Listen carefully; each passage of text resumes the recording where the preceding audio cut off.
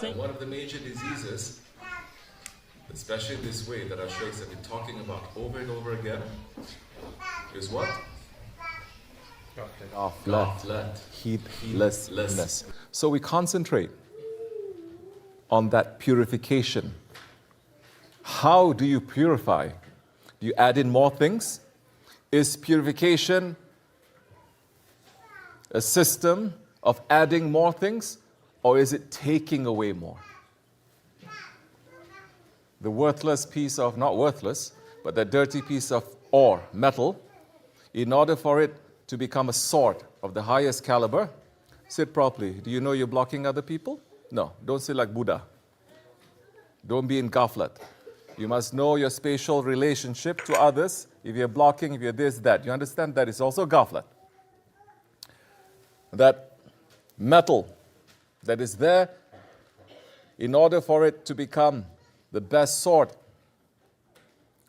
how much purification it has to go through, how much burning it has to go through, and how much hitting it has to go through, how much it has to be put inside the water, burnt, red hot, hit over and over again.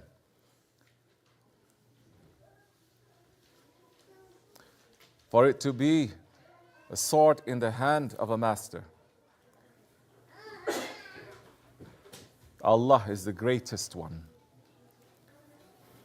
And He has appointed masters to us to purify us. So what are we doing? Adding more things or purifying? But the slightest heat from them go, we don't like this. Is this even Islamic? When the Sheykh squeeze us or hit us a little bit to take away our impurities, we say, is this Sunnah? They're washing us up? This is not love. Tasawwuf is love. But when we speak intellectually about impurities, everyone says, yes. Diseases of the heart, yes. What Imam Ghazali wrote, everyone agree. MashaAllah, no problem. No problem. Because we've all gone into ghaflat of this intellectualism in Islam. Studying tasawwuf, thinking tasawwuf is also just being intellectual.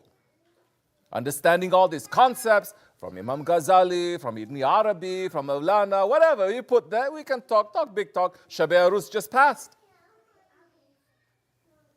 MashaAllah, the love was in the air. With that kind of love in the air, this whole world should be able to spin the other way. It should stop all evil that is in this world because of that divine love that is there. Yet it's not. So ghaflat is one of the diseases. Not too many people are concentrating on that. They talk about it, but not training. Our sheikhs are concentrating. I wash him up. Why are you sitting like a Buddha, you? Like that? You're tall like a stork. I did the other day, I tell you, a stork. And people behind you, they are short. You're still sitting? I just told him. Ghaflat again. Now, as murids, we must know, Sheikh is washing this one up. It's not about this one, it's also about me. I must check myself. We're reading the Quran Karim, talking about the mistakes of the past nations. It's not for them. They're done. They're finished. It's for us. It's really not about them too. It's about us. We have the same characteristics or the potential to behave like that or worse. So now understand what we are here for.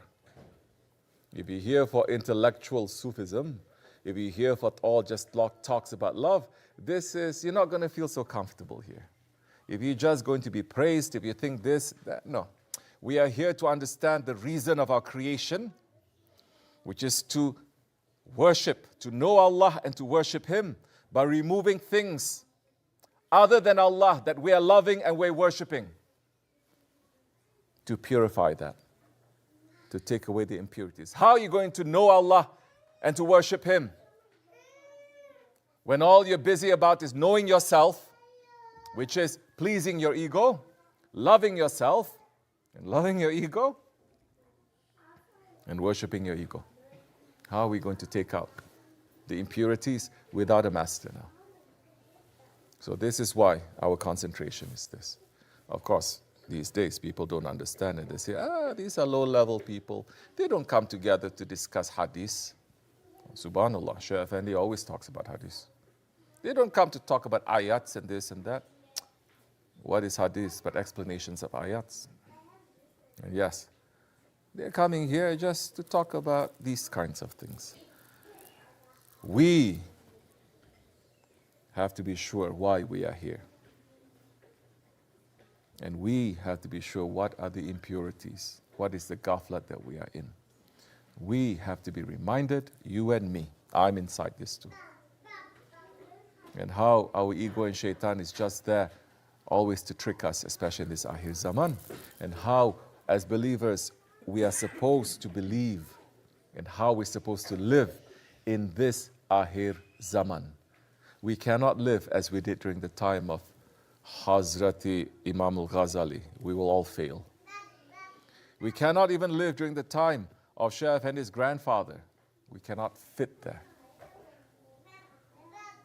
A living tradition with a living secret will be able to take what is the best and adjust it to the time.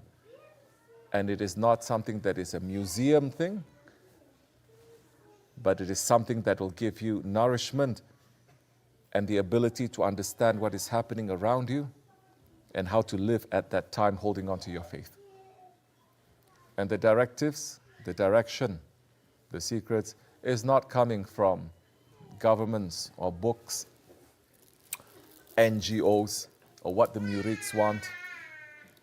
It is coming from a line of masters that is very clear. And you see that clarity over and over again, but manifested in different ways. May they always be on top of our necks, inshallah. So, watch out for ghaflat. Wake up a little bit. The believer cannot be in ghaflat. If we are not adjusting these small things, what chance do we have with the big things? May Allah forgive me and bless you, inshallah. Al-Fatiha.